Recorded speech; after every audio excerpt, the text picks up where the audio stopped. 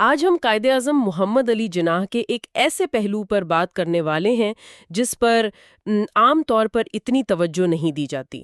ہم انہیں ایک سیاستدان، ایک کامیاب وکیل اور بانی پاکستان کے طور پر تو بہت یاد کرتے ہیں، لیکن ایک آئینی معمار کے طور پر ان کے ذہن میں ریاست کا کیا نقشہ تھا، اس پر آج گہری نظر ڈالیں گے۔ بالکل، اور یہ بہت اہم ہے کیونکہ اکثر بڑی شخصیات کے نعرے تو یاد رہ جاتے ہیں، لیکن ان نعروں کو حقیقت میں بدلنے کے لیے جو عملی ڈھانچہ، جو سسٹم چاہیے ہوتا ہے، اس کی تفصیلات کہیں کھو جاتی ہیں۔ قائد اعظم ایک وکیل تھے، وہ جانتے تھے کہ نظریات کو اداروں کے بغیر زمین پر نہیں اتارا جا سکتا۔ اور آج جو ہم یہ گفتگو کر رہے ہیں، اس کی بنیاد ہے آئینی وکیل زہیر احمد میر کی کتاب قائد اعظم آف پاکستان کا ایک حصہ۔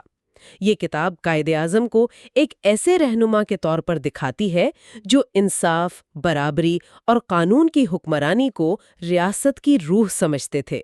تو ہمارا مشن آج یہ سمجھنا ہے کہ قائد اعظم نے پاکستان جیسے کثیر المذہبی ملک میں تمام شہریوں، خاص طور پر اقلیتوں کے حقوق کی حفاظت کے لیے کس قسم کے ادارہ جاتی ڈھانچے کا تصور پیش کیا تھا۔ مطلب یہ صرف وعدے تھے یا اس کے پیچھے کوئی ٹھوس منصوبہ بندی بھی تھی؟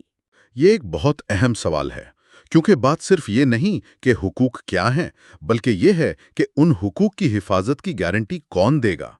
اور جیسا کہ آپ نے کہا، قائد اعظم ایک آئینی وکیل ہونے کے ناطے اس بات کو بخوبی سمجھتے تھے کہ ضمانتیں صرف الفاظ سے نہیں بلکہ مضبوط اداروں سے ملتی ہیں۔ آج ہم انہی اداروں کے بلو پرنٹ پر بات کریں گے۔ تو آئیے اس بات کی گہرائی میں اترتے ہیں۔ کتاب کا مرکزی خیال یہ ہے کہ قائد اعظم کے نزدیک آئینی تحفظات کسی ایک طبقے کو نوازنے کے لیے نہیں تھے، بلکہ برابری کے تحفظ کے لیے تھے۔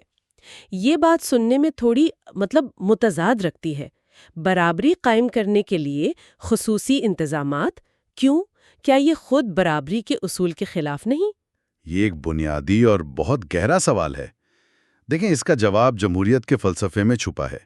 جمہوریت کا ایک بنیادی اصول ہے اکثریت کی حکمرانی، لیکن اس اصول میں خطرہ بھی چھپا ہوا ہے۔ اگر اس کے ساتھ انصاف اور حقوق کے تحفظ کا کوئی نظام نہ ہو تو اکثریت کی حکمرانی بہت آسانی سے اکثریت کی آمیریت میں بدل سکتی ہے۔ یعنی اکثریت اپنی عددی طاقت کے بل بوتے پر اقلیتوں کے حقوق پامال کر سکتی ہے، ان کی آواز دبا سکتی ہے۔ تو آپ یہ کہہ رہے ہیں کہ قائد اعظم ایک طرح سے جمہوریت کے سافٹ ویئر میں موجود ایک ممکنہ بگ کو پہلے سے ہی ٹھیک کرنے کی کوشش کر رہے تھے۔ بالکل صحیح، یہ بہترین تشبیہ ہے۔ وہ جانتے تھے کہ ایک غیر متوازن جمہوریت میں اقلیتیں ہمیشہ غیر محفوظ محسوس کریں گی۔ ان کے مفادات، ان کی ثقافت، سب کچھ اکثریتی لہر میں بہہ جانے کا خطرہ رہے گا۔ تو یہ آئینی تحفظات دراصل جمہوریت کو کمزور کرنے کے لیے نہیں، بلکہ اسے مزید مضبوط، منصفانہ اور جامع بنانے کے لیے تھے۔ یہ ایک ایسا سیفٹی نیٹ تھا جہاں انصاف کا ترازو صرف ووٹوں کی گنتی سے ایک طرف نہ جھک جائے، بلکہ ہر شہری کے لیے برابر رہے۔ ماخذ میں ایک بہت طاقتور جملہ استعمال ہوا ہے جس نے مجھے واقعی سوچنے پر مجبور کیا۔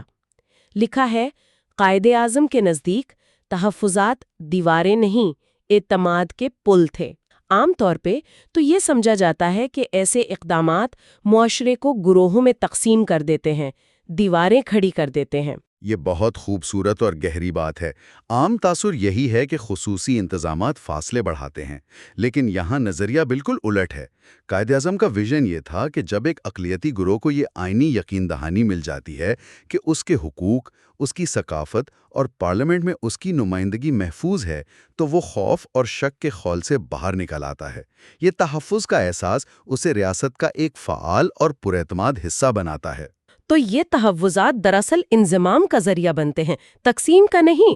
جب آپ خود کو محفوظ محسوس کرتے ہیں تبھی آپ کھل کر قومی زندگی میں حصہ لے سکتے ہیں۔ بالکل، جب خوف ختم ہوتا ہے تو اعتماد پیدا ہوتا ہے، اور اعتماد ہی وہ بنیاد ہے جس پر ایک متحدہ قوم کی عمارت کھڑی ہوتی ہے۔ تو یہ پل ہیں جو اقلیتوں کو قومی دھارے سے ملاتے ہیں، دیواریں نہیں جو انہیں الگ تھلگ کرتی ہیں۔ یہ تو ہوا فلسفہ، لیکن جیسا کہ ہم نے شروع میں کہا، بات صرف نظریات کی نہیں تھی۔ کتاب میں اس پورے آئینی ڈھانچے کے 5 ٹھوس ستونوں کا ذکر کیا گیا ہے۔ ایک پورا بلو پرنٹ ہے۔ تو آئیے اس بلو پرنٹ کے پہلے حصے کو دیکھتے ہیں جو ہے الگ انتخابی نظام یا سیپریٹ الیکٹوریٹس۔ کتاب میں اسے ایک عبوری یعنی عارضی اقدام کہا گیا ہے۔ یہ نظام تھا کیا اور یہ تحفظ کیسے فراہم کرتا تھا؟ الگ انتخابی نظام کا بنیادی مقصد بہت واضح تھا۔ اس کا مطلب یہ تھا کہ اقلیتی برادریوں کے نمائندے صرف ان کی اپنی برادری کے ووٹوں سے منتخب ہوں گے۔ مثلاً ہندو نمائندے کے لیے صرف ہندو ووٹرز ووٹ ڈالیں گے اور سکھ نمائندے کے لیے صرف سکھ ووٹرز۔ اچھا، تو اس سے یہ یقینی ہوتا تھا کہ منتخب ہونے والا نمائندہ اپنی کمیونٹی کے سامنے جواب دہ ہو، کیونکہ اسے جیتنے کے لیے اکثریتی برادری کی حمایت پر انحصار نہیں کرنا پڑتا تھا۔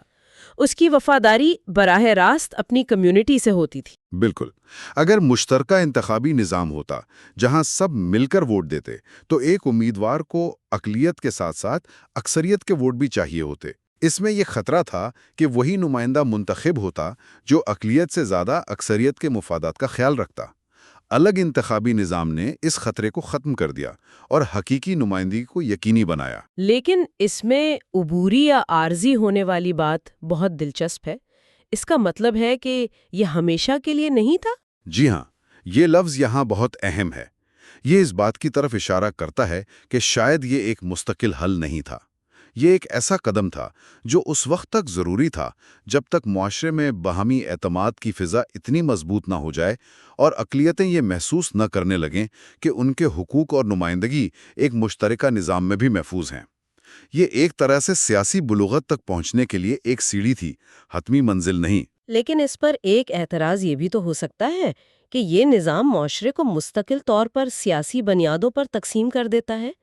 کیا اس خدشے پر بھی کتاب میں کوئی بات کی گئی ہے؟ یہ ایک بہت جائز خدشہ ہے، لیکن اگر ہم اسے اعتماد کے پل والی تشبیہ سے جوڑ کر دیکھیں تو اس کا جواب ملتا ہے۔ جب ایک پل بن رہا ہوتا ہے تو اسے سہارے کے لیے عارضی ستونوں کی ضرورت ہوتی ہے۔ یہ انتخابی نظام وہی عارضی ستون تھا۔ مقصد یہ تھا کہ ایک بار جب اعتماد کا پل مضبوطی سے بن جائے تو ان عارضی سہاروں کو ہٹایا جا سکتا ہے۔ خیال یہ تھا کہ وقت کے ساتھ ساتھ سیاسی جماعتیں خود اتنی جامع ہو جائیں گی کہ وہ تمام برادریوں کے مفادات کا خیال رکھیں گی۔ ٹھیک ہے، تو یہ نظام انفرادی اور کمیونٹی کی سطح پر نمائندگی کو یقینی بناتا ہے۔ لیکن پاکستان میں تو علاقائی، لسانی اور ثقافتی تنوع بھی بہت زیادہ ہے۔ کیا اس ڈھانچے میں اس بڑے پیمانے کے تنوع کو سنبھالنے کے لیے بھی کوئی سوچ موجود تھی؟ بالکل، اور یہ ہمیں دوسرے ستون کی طرف لے جاتا ہے، صوبائی خود مختاری۔ ماخذ کے مطابق اس کا مقصد تھا مرکزیت کے تسلط سے بچاؤ۔ آسان لفظوں میں، تاکہ ساری طاقت مرکز یا وفاقی حکومت کے پاس اکٹھی نہ ہو جائے۔ یعنی اختیارات کی تقسیم، ڈی سینٹرلائزیشن، جی مقامی فیصلے مقامی سطح پر ہوں۔ جی، پاکستان جیسے متنوع ملک میں جہاں مختلف زبانیں، ثقافتیں اور جغرافیائی اکائیاں ہیں، ایک بہت زیادہ طاقتور مرکز ہمیشہ علاقائی شناختوں کے لیے ایک خطرہ محسوس ہو سکتا ہے۔ صوبائی خود مختاری کا مطلب یہ ہے کہ مقامی معاملات جیسے تعلیم، صحت، زراعت، ان سب پر فیصلے صوبائی سطح پر کیے جائیں، جہاں مقامی لوگوں کی نمائندگی زیادہ مؤثر ہو۔ اس سے دو بڑے فائدے ہوتے ہیں۔ ایک، یہ مرکز کے ہاتھ میں طاقت کے ارتکاز کو روکتا ہے، اور دوسرا، یہ مقامی آبادی کو اپنے معاملات پر اختیار دیتا ہے، جس سے ان میں بیگانگی اور محرومی کا احساس کم ہوتا ہے۔ تو جب لوگ محسوس کرتے ہیں کہ ان کی زندگیوں پر اثر انداز ہونے والے فیصلے ان کے قریب ہی ہو رہے ہیں تو ان کا ریاست پر اعتماد بڑھتا ہے۔ اس طرح وفاق کمزور نہیں بلکہ زیادہ مضبوط ہوتا ہے۔ تو یہ صرف مذہبی اقلیتوں کے لیے نہیں بلکہ چھوٹے صوبوں کے لیے بھی ایک بہت بڑی ضمانت تھی۔ بالکل، یہ بلوچستان یا خیبر پختونخوا جیسے صوبوں کو یہ یقین دہانی کراتا تھا کہ ان کی تقدیر کے فیصلے صرف اسلام آباد یا لاہور میں نہیں ہوں گے۔ یہ اختیارات کو متوازن کرنے کا اصول بار بار سامنے آ رہا ہے، پہلے کمیونٹیز کے درمیان، پھر مرکز اور صوبوں کے درمیان۔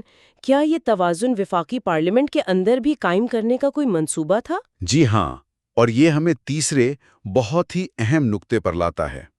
دو ایوانی مقننہ، یعنی پارلیمنٹ کے دو ایوان، ایک ایوان زیرے جیسے قومی اسمبلی اور ایک ایوان بالا جیسے سینٹ۔ یہ نظام تو دنیا کے بہت سے ممالک میں ہے، لیکن پاکستان کے تناظر میں اس کی کیا خاص اہمیت تھی؟ اس کی اہمیت پاکستان جیسے وفاق کے لیے بہت زیادہ ہے۔ دیکھیں، ایوان زیرے یعنی قومی اسمبلی میں نمائندگی عام طور پر آبادی کی بنیاد پر ہوتی ہے۔ اس کا مطلب ہے کہ جس صوبے کی آبادی سب سے زیادہ ہوگی، جیسے پنجاب، اس کی نشستیں بھی سب سے زیادہ ہوں گی۔ اس نظام میں ہمیشہ یہ خطرہ رہتا ہے کہ زیادہ آبادی والے صوبے اپنی عددی برتری کی وجہ سے قانون سازی میں چھوٹے صوبوں پر حاوی ہو سکتے ہیں۔ تو اس کا مطلب یہ ہوا کہ سینٹ وہ جگہ ہے جہاں بلوچستان، جس کی آبادی بہت کم ہے، اسے بھی اتنی ہی نشستیں ملتی ہیں جتنی پنجاب کو۔ یہ تو ایک بہت بڑا ایکولائزر یعنی برابری قائم کرنے والا ادارہ ہے۔ بالکل، آپ نے صحیح لفظ استعمال کیا۔ ایوان بالا یعنی سینٹ میں تمام وفاقی اکائیوں یعنی صوبوں کو آبادی سے قطع نظر برابر نمائندگی دی جاتی ہے۔ اس سے یہ یقینی بنایا جاتا ہے کہ قانون سازی کے عمل میں چھوٹے صوبوں کی آواز بھی اتنی ہی اہمیت رکھتی ہے جتنی بڑے صوبوں کی۔ کوئی بھی قانون دونوں ایوانوں کی منظوری کے بغیر نہیں بن سکتا۔ یہ افراد کی برابری کے ساتھ ساتھ صوبوں کی برابری کو بھی یقینی بناتا ہے۔ یہ وفاق کو جوڑنے والی ایک بہت اہم کڑی ہے۔ یہ تو ایک بہت ہی سوچا سمجھا اور مکمل بلو پرنٹ لگ رہا ہے، لیکن یہ سب تو کاغذ پر ہے۔ الگ انتخابات، صوبائی خود مختاری، 2 ایوانی پارلیمنٹ، ان سب کی حفاظت کون کرے گا؟ اگر حکومت خود ہی ان اصولوں کو توڑنے لگے تو شہری کس کے پاس جائے گا؟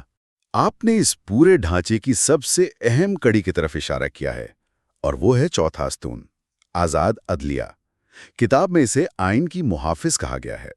یہی وہ ادارہ ہے جو اس بات کو یقینی بناتا ہے کہ آئین میں لکھی گئی باتیں صرف خوبصورت الفاظ نہ رہیں بلکہ ایک زندہ حقیقت بنیں۔ لیکن آزاد سے یہاں کیا مراد ہے؟ کس سے آزادی؟ حکومت اور پارلیمنٹ کے سیاسی دباؤ سے مکمل آزادی۔ جب عدلیہ ایگزیکٹو اور قانون ساز اداروں کے دباؤ سے آزاد ہو، تبھی وہ غیر جانبداری سے آئین کی تشریح کر سکتی ہے۔ اگر حکومت کوئی ایسا قانون بنائے جو صوبائی خود مختاری کے خلاف ہو یا پارلیمنٹ اقلیتوں کے حقوق کو پامال کرے، تو ایک عام شہری بھی عدالت جا کر اس قانون کو چیلنج کر سکتا ہے، اور ایک آزاد عدلیہ ہی اس قانون کو آئین سے متصادم قرار دے کر کالعدم کر سکتی ہے۔ تو عدلیہ ایک طرح سے ریفری کا کردار ادا کرتی ہے، جو اس بات کو یقینی بناتی ہے کہ کھیل کے تمام کھلاڑی قوانین کے اندر رہ کر کھیلیں۔ عدلیہ کی آزادی کے بغیر باقی تمام تحفظات بے معنی ہو جاتے ہیں۔ بالکل، اسی لیے اسے آئین کا محافظ کہا گیا ہے۔ یہ وہ ادارہ ہے جو آئین کو سیاسی مفادات کی بھینٹ چڑھنے سے بچاتا ہے۔ یہ اس پوری عمارت کی بنیاد ہے۔ اگر بنیاد کمزور ہو تو پوری عمارت گر سکتی ہے۔ ٹھیک ہے، تو ہمارے پاس نمائندگی کا نظام ہے، اختیارات کی تقسیم ہے، پارلیمنٹ میں توازن ہے، اور ان سب کی حفاظت کے لیے ایک آزاد عدلیہ ہے۔ لیکن کیا روزمرہ کے معاملات میں پالیسی سازی میں اقلیتوں کی آواز شامل کرنے کا بھی کوئی طریقہ کار سوچا گیا تھا؟ کیا یہ صرف حقوق کے تحفظ تک محدود تھا یا فعال شرکت کی بھی کوئی گنجائش تھی؟ یہ ایک بہترین سوال ہے، اور یہ ہمیں آخری اور شاید سب سے عملی ستون کی طرف لے جاتا ہے: اقلیتی کمیشنز اور مشاورتی کونسلیں۔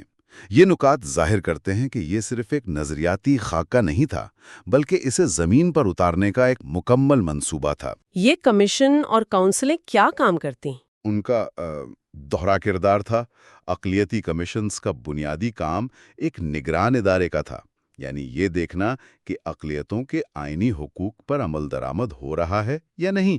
اگر کہیں کوئی خلاف ورزی ہو رہی ہے تو اس کی نشاندہی کرنا اور حکومت کو سفارشات پیش کرنا۔ یہ اقلیتوں کو اپنی شکایات کے ازالے کے لیے ایک باقاعدہ سرکاری پلیٹ فارم مہیا کرتے۔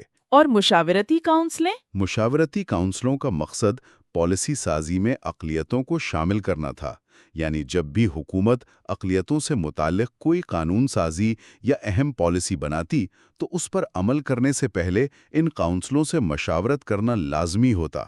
اس سے یہ یقینی ہوتا کہ پالیسی میں اقلیتی نقطہ نظر بھی شامل ہے۔ یہ صرف حقوق کے تحفظ کا معاملہ نہیں، بلکہ اقلیتوں کو ریاستی معاملات میں ایک فعال شراکت دار بنانے کا طریقہ کار تھا۔ یہ کمیشنز تو بہت اچھا آئیڈیا ہے، لیکن کیا کتاب میں اس پر بھی کوئی روشنی ڈالی گئی ہے کہ ان کی سفارشات کی قانونی حیثیت کیا ہوتی؟ کیا وہ حکومت کے لیے ماننا ضروری ہوتے یا وہ صرف مشورے ہوتے جنہیں نظر انداز کیا جا سکتا تھا؟ کتاب کی تفصیلات کے مطابق ویژن یہ تھا کہ ان کمیشنز کی سفارشات کو بہت زیادہ وزن دیا جائے۔ اگرچہ وہ شاید عدالتی فیصلوں کی طرح مکمل طور پر لازمی نہ ہوتی، لیکن انہیں نظر انداز کرنا حکومت کے لیے سیاسی طور پر بہت مشکل ہوتا۔ ان کی رپورٹس پارلیمنٹ میں پیش کی جاتی، جس سے ایک عوامی اور سیاسی دباؤ پیدا ہوتا۔ یہ نظریے کو عمل میں بدلنے کا سب سے اہم قدم تھا۔ تو جب ہم ان 5 نکات، الگ انتخابی نظام، صوبائی خود مختاری، 2 ایوانی مقننہ، آزاد عدلیہ اور اقلیتی کمیشنز کو ایک ساتھ جوڑ کر دیکھتے ہیں تو ایک بہت ہی جامع اور ایک دوسرے سے جڑا ہوا نظام سامنے آتا ہے۔ یہ صرف ایک جمہوری نظام نہیں ہے، بلکہ ایک ایسا آئینی نظام ہے جو پاکستان جیسے ملک کے تنوع کو ایک حقیقت کے طور پر نہ صرف تسلیم کرتا ہے بلکہ اسے فعال طور پر تحفظ فراہم کرنے کے لیے ڈیزائن کیا گیا ہے۔ عدمی تجزیہ یہی ہے کہ یہ ماخذ ہمیں ایک مکمل آئینی عمارت کا نقشہ فراہم کرتا ہے، ایک ایسی عمارت جسے بہت احتیاط سے ڈیزائن کیا گیا ہے تاکہ یہ اکثریت کی حکمرانی اور اقلیتوں کے حقوق کے درمیان ایک نازک توازن قائم کر سکے۔ ہر ستون دوسرے کو سہارا دیتا ہے۔ صوبائی خود مختاری اور 2 ایوانی مقننہ علاقائی اور چھوٹے گروہوں کو تحفظ دیتے ہیں۔ الگ انتخابی نظام سیاسی نمائندگی کو یقینی بناتا ہے۔ کمیشنز عمل آمد پر نظر رکھتے ہیں اور ان سب کے اوپر ایک آزاد عدلیہ محافظ کے طور پہ کھڑی ہے۔ یہ ایک مکمل ایکو سسٹم ہے۔ یہ ایک ایسا ویژن ہے جو صرف حقوق دینے پر نہیں بلکہ ان حقوق کو ادارہ جاتی شکل دینے پر مرکوز ہے تاکہ وہ کسی کی مرضی پر منحصر نہ رہیں۔ بالکل، اور یہ ہمیں ایک آخری سوچ کی طرف لے جاتا ہے۔ جو بات ہمارے سننے والوں کے لیے غور کرنے کی ہے وہ یہ ہے کہ کسی بھی آئینی ڈھانچے کی کامیابی کا انحصار صرف اس کے اداروں کے ڈیزائن پر نہیں ہوتا، بلکہ اس سیاسی عزم اور معاشرتی رویے پر بھی ہوتا ہے جو ان اداروں کو چلاتا ہے۔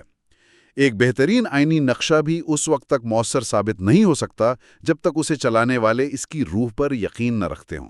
تو سوال یہ پیدا ہوتا ہے کہ کیا ایک بہترین آئینی نقشہ ایک نامکمل سیاسی اور معاشرتی ماحول میں مؤثر ثابت ہو سکتا ہے، یا اداروں کی مضبوطی خود ماحول کو بدلنے کی طاقت رکھتی ہے؟ یہ ایک ایسا سوال ہے جس کا جواب شاید تاریخ دیتی ہے۔ اسی نقشے کو سمجھنے کی کوشش کرتے ہیں۔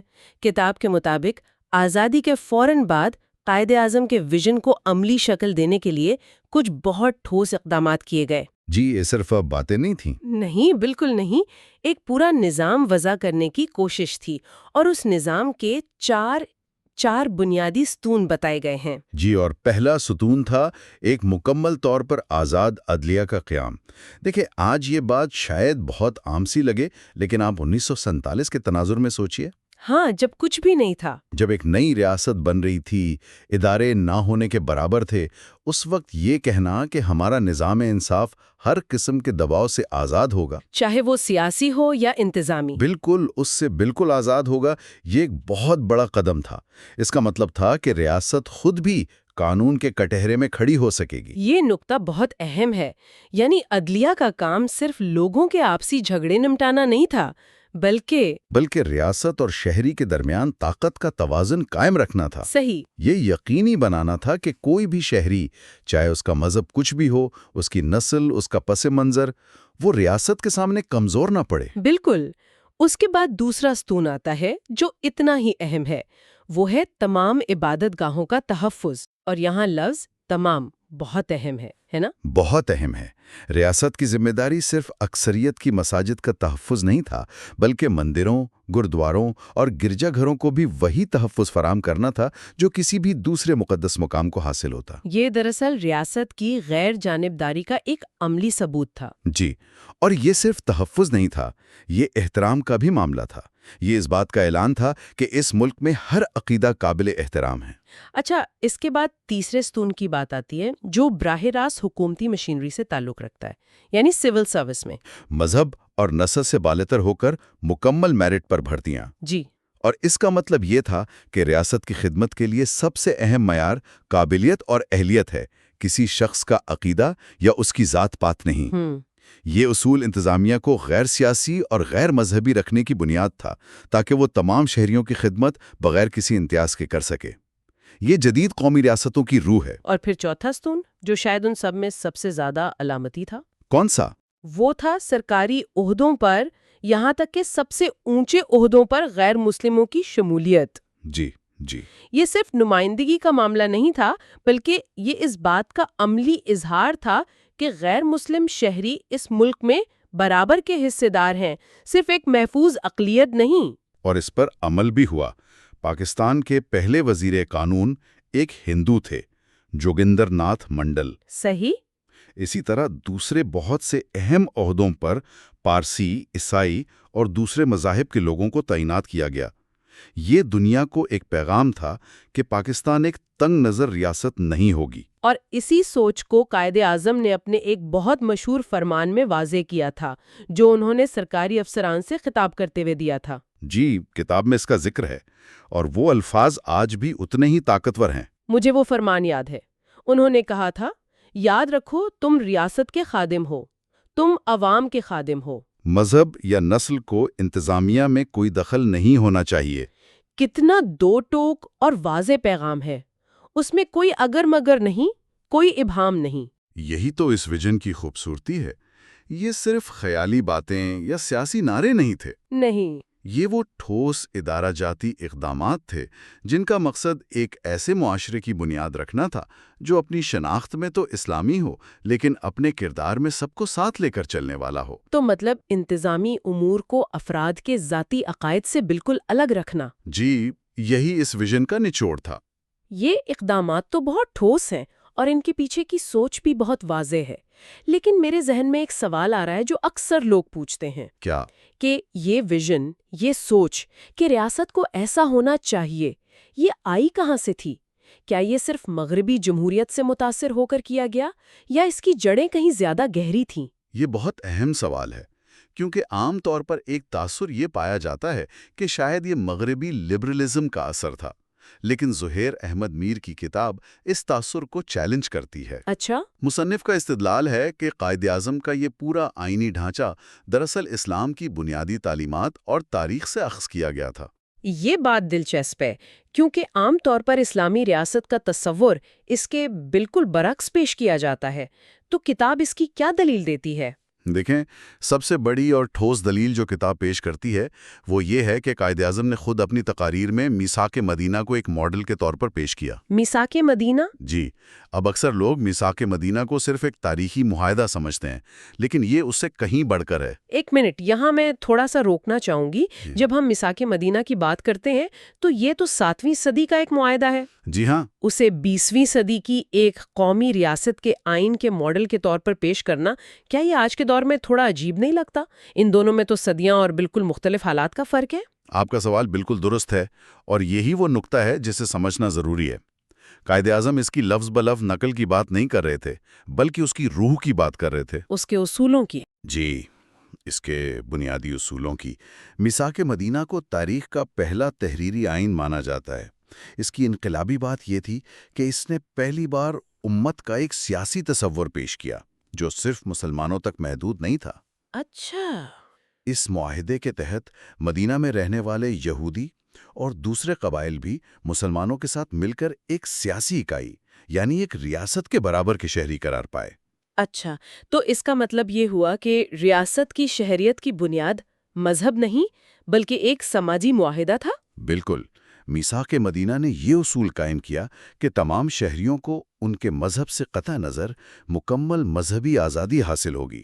ان کے جان و مال کا تحفظ ریاست کی ذمہ داری ہوگی، اور بیرونی حملے کی صورت میں وہ سب مل کر ریاست کا دفاع کریں گے۔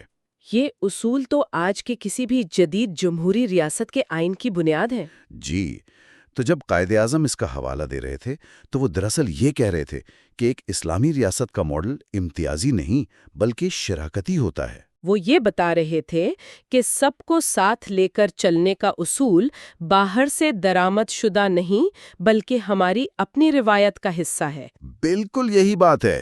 اب بات واضح ہوئی۔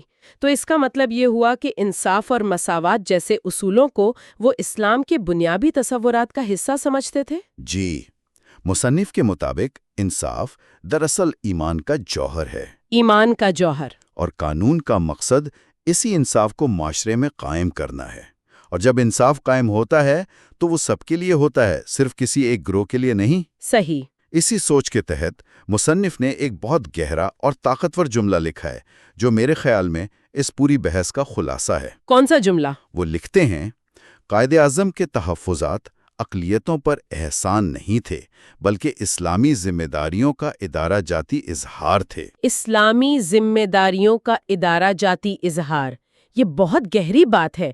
اس کا کیا مطلب ہے؟ اسے تھوڑا کھول کر سمجھائیں۔ دیکھیں، اس جملے کو سمجھنے کے لیے دو الفاظ کا فرق سمجھنا ضروری ہے، احسان یعنی بینیولنس اور ذمہ داری یعنی رسپانسبلٹی۔ ٹھیک۔ عام طور پر اقلیتوں کے حقوق کو اکثریت کا ایک احسان سمجھا جاتا ہے، ایک قسم کی مہربانی یا فراخ دلی۔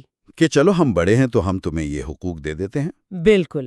اور اس سوچ میں حقوق اختیاری ہوتے ہیں، جب چاہے دیے، جب چاہے واپس لے لیے۔ یعنی طاقتور کا کمزور پر ایک کرم۔ جی، لیکن جب آپ حقوق کو اسلامی ذمہ داری کہتے ہیں تو آپ اس پورے تصور کو بدل دیتے ہیں۔ کیسے؟ اب یہ کوئی احسان یا مہربانی نہیں رہی، بلکہ یہ ریاست پر عائد ایک فرض بن گیا ہے، ایک ایسی ذمہ داری جسے پورا نہ کرنا گناہ کے مترادف ہے۔ اچھا، یہ نظریہ حقوق کو رحم دلی کے بجائے فرض سے جوڑتا ہے۔ اس کا مطلب ہے کہ ریاست غیر مسلم شہریوں کو حقوق دے کر ان پر کوئی احسان نہیں کر رہی، بلکہ وہ اپنی ایک بنیادی دینی اور اخلاقی ذمہ داری پوری کر رہی ہے۔ اور یہ حقوق کو اختیاری نہیں بلکہ لازمی بنا دیتا ہے۔ بالکل۔ یہ تو حقوق کے پورے فلسفے کو ایک نئی شکل دیتا ہے، یعنی شہری کا حق ریاست کا فرض ہے۔ جی، اور یہ فرض کسی سیاسی نظریے سے نہیں بلکہ ایک گہرے اخلاقی اور دینی تصور سے جڑا ہوا ہے۔ یہ واقعی ایک انقلابی سوچ ہے۔ جی، اور یہی وہ نقطہ ہے جو اس ویژن کو منفرد بناتا ہے۔ اس ساری بحث، ان تاریخی حوالوں اور نظریاتی بنیادوں کو سمجھنے کے بعد اب ہم سب سے اہم سوال کی طرف آتے ہیں۔ ان سب باتوں کا آج کے دور میں کیا مطلب ہے؟ اور مستقبل کو بہتر بنانے کی رہنمائی ملتی ہے۔ کتاب میں مصنف ایک بہت اہم تاریخی حقیقت کی طرف اشارہ کرتے ہیں۔ وہ کیا ہے؟ وہ کہتے ہیں کہ پاکستان کی تاریخ اس بات کی گواہ ہے کہ جب بھی ان بنیادی اصولوں پر عمل کیا گیا، جب بھی انصاف اور مساوات کو اہمیت دی گئی، ملک میں اتحاد اور ہم آہنگی بڑھی، اور جب بھی ان سے انحراف کیا گیا تو معاشرے میں تقسیم، نفرت اور انتشار نے جنم لیا۔ اور یہ کوئی ڈھکی چھپی بات نہیں ہے، ہم نے اپنی تاریخ میں اس کے نتائج دیکھے ہیں۔ لیکن یہ بحث ماضی سے نکل کر حال میں کیسے داخل ہوتی ہے؟ اداروں کے حوالے سے اس کا کیا مطلب ہے؟ یہیں پر ظہیر احمد میر ایک اور بہت گہرا نقطہ اٹھاتے ہیں جو شاید اس کتاب کا سب سے اہم پیغام ہے۔ وہ ایک سوال پوچھتے ہیں کہ ادارے کیا ہوتے ہیں؟ ادارے؟ جی، کیا سپریم کورٹ، پارلیمنٹ یا سرکاری دفاتر صرف عمارتیں ہیں؟ عام طور پر تو ہم انہیں ایسا ہی سمجھتے ہیں، جی، اینٹ اور گارے کے ڈھانچے۔ لیکن مصنف کہتے ہیں نہیں، وہ لکھتے ہیں ادارے عمارتیں نہیں ہوتے، یہ انصاف سے زندہ رکھے گئے وعدے ہوتے ہیں۔ واہ، ایک منٹ، ادارے عمارتیں نہیں بلکہ انصاف سے زندہ رکھے گئے وعدے، اس پر تھوڑا سوچنے دیجئے۔ جی، یعنی اگر ہم اس نظریے کو مانیں تو پارلیمنٹ کی عمارت کی اصل قدر اس کی دیواروں میں نہیں بلکہ اس بات میں ہے کہ وہ شہریوں سے کیے گئے برابری کے وعدے کو کتنا پورا کرتی ہے۔ بالکل۔ اگر وہ وعدہ ٹوٹ جائے تو عمارت صرف ایک خالی خول رہ جاتی ہے۔ یہ تو اداروں کو دیکھنے کا ایک بالکل نیا زاویہ ہے۔ بالکل یہی بات ہے۔ اصل ادارہ وہ وعدہ ہے جو ریاست نے اپنے ہر شہری سے کیا ہے، انصاف کا وعدہ، مساوات کا وعدہ، تحفظ کا وعدہ۔ یہ عمارتیں تو ان وعدوں کو پورا کرنے کے لیے بنائے گئے مراکز ہیں، اور یہ ادارے تب تک ہی زندہ، فعال اور معتبر رہتے ہیں جب تک ان وعدوں کو انصاف کے ذریعے پورا کیا جاتا ہے۔ اور جس دن انصاف کی فراہمی رک جاتی ہے یا انصاف مخصوص لوگوں کے لیے رہ جاتا ہے، اس دن یہ عمارتیں تو اپنی جگہ کھڑی رہتی ہیں لیکن ان کے اندر کا ادارہ، اس کی روح مر جاتی ہے۔ تو اس کا مطلب یہ ہوا کہ ان اصولوں پر عمل کرنا صرف 1947 میں ایک نئی ریاست بنانے کی ضرورت نہیں تھی، بلکہ یہ ان اداروں کو ہر دور میں زندہ رکھنے کی ایک مستقل اور بنیادی شرط ہے۔ جی، یہ تو ایک مسلسل عمل ہے۔ بالکل، یہی چیز ان اصولوں کو ہر دور کے لیے اہم بناتی ہے۔ یہ کسی ایک وقت کے لیے نہیں تھے، یہ آج اور آنے والے ہر کل کے لیے اتنے ہی ضروری ہیں۔ یہ وہ نبض ہے جس پر ہاتھ رکھ کر کسی بھی معاشرے کی صحت کا اندازہ لگایا جا سکتا ہے۔ تو آج کی اس گفتگو کا اگر خلاصہ کیا جائے تو مرکزی پیغام یہ نکلتا ہے کہ قائد اعظم کے تصور میں جو آئینی تحفظات تھے وہ کسی خوف، کسی بیرونی دباؤ یا کسی سیاسی مجبوری کا نتیجہ نہیں تھے۔ ہرگز نہیں، بلکہ وہ انصاف کے اسلامی تصور پر ایک گہرے اور غیر متزلزل یقین کا مظہر تھے۔ وہ اس بات پر پختہ یقین رکھتے تھے کہ ایک مستحکم، متحد اور ترقی یافتہ معاشرے کی بنیاد صرف اور صرف انصاف پر رکھی جا سکتی ہے۔ ایسا انصاف جو سب کے لیے ہو، بلا تفریق رنگ، نسل یا مذہب۔ یہی قائد اعظم کا پیغام ہے، اور کتاب کے مطابق یہی آج ہماری سب سے بڑی ذمہ داری بھی ہے، ان وعدوں کو زندہ رکھنا۔ میں اس گفتگو کو ایک آخری سوچ پر ختم کرنا چاہوں گا جو ان ذرائع سے ابھرتی ہے۔ جی جو ایک ریاست اپنے قیام کے وقت کرتی ہے، ٹھیک۔ تو ہمارے سننے والوں کے لیے غور طلب سوال صرف یہ نہیں ہے کہ یہ وعدے کیا تھے۔ اصل سوال یہ ہے کہ کوئی بھی معاشرہ اپنی اخلاقی اور سیاسی صحت کا اندازہ ان وعدوں کی پاسداری سے کیسے لگا سکتا ہے جو اس نے اپنے قیام کے وقت نہ صرف اپنے شہریوں سے بلکہ پوری دنیا سے کیے تھے۔ اور ان وعدوں کو پورا کرنے میں آج ہم کہاں کھڑے ہیں؟